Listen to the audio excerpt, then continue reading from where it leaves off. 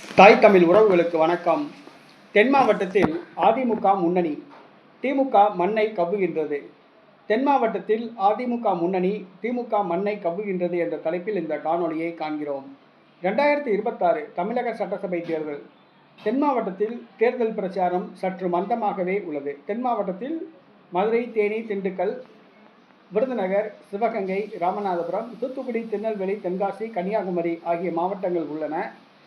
இதில் மொத்தம் 58 தொகுதிகள் உள்ளன. தென் மாவட்டங்கள் எப்பொழுதுமே சாதி கலவரத்துக்கு பெயர் போன மாவட்டங்கள். தேவர் சமூகத்திற்கும் தேவேந்திரகுல வேளாளர் சமூகத்துக்கும் காலங்காலமாக பகை.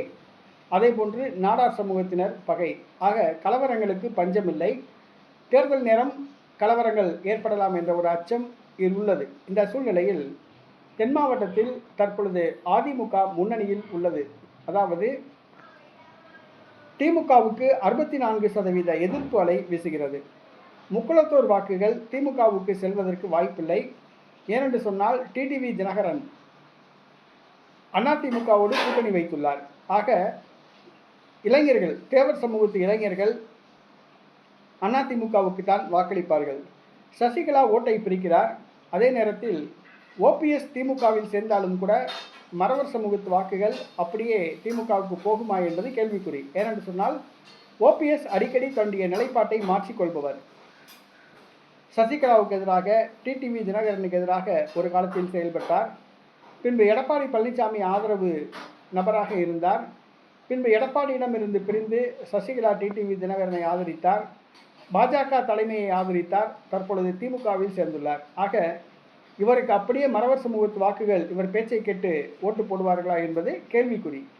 அதே நேரத்தில் தேவேந்திரகுல வேளாளர் சமூகத்து வாக்குகளும் திமுகவுக்கு கிடைக்காது. ஏனென்று சொன்னால் தேவேந்திரகுல வேளாளர் சமூகத்தை பட்டியல் வெளியேற்ற கோரிக்கையை திமுக கண்டுகொள்ளவில்லை. அதே நேரத்தில் அதிமுக ஆட்சியில் தான் தேவேந்திரகுல வேளாளர் பெயர் மாற்ற அரசாணை வெளியிடப்பட்டது. அதே நேரத்தில் ஜான்பாண்டியன் கட்சியான தமிழக மக்கள் முன்னேற்ற கழகம் அதிமுக கூட்டணியில் உள்ளது. ஆக தேவேந்திரகுல வேளாளர் சமூகத்து வாக்குகளும் அதிமுகவுக்கு கிடைக்க வாய்ப்புள்ளது. மேலும் நாடார் சமூகத்தை சார்ந்தவர்கள் பாஜக பக்கம் உள்ளார்கள். ஆக தென் மாவட்டத்தில் சாதி அடிப்படையில் பார்த்தோம் என்று சொன்னால் அதிமுக கூட்டணி முன்னணியில் உள்ளது. திமுக மண்ணை கவ்வுகிறது என்றே சொல்ல வேண்டும். திமுக வேட்பாளர்கள் பணம் செலவழிக்க தயங்குகிறார்கள். அமைச்சர்கள் பணம் செலவழிக்க தயங்குகிறார்கள். ஏனென்றால் வருகிற சட்டசபை தேர்தலில் தோற்பது உறுதி, அப்புறம் ஏன் பணம் செலவழிக்கணும் அப்படிங்கிற மனநிலைக்கு வந்துட்டதா சொல்கிறாங்க. தற்பொழுது தென் மாவட்டத்தில் அதிமுக முன்னிலையில் உள்ளது.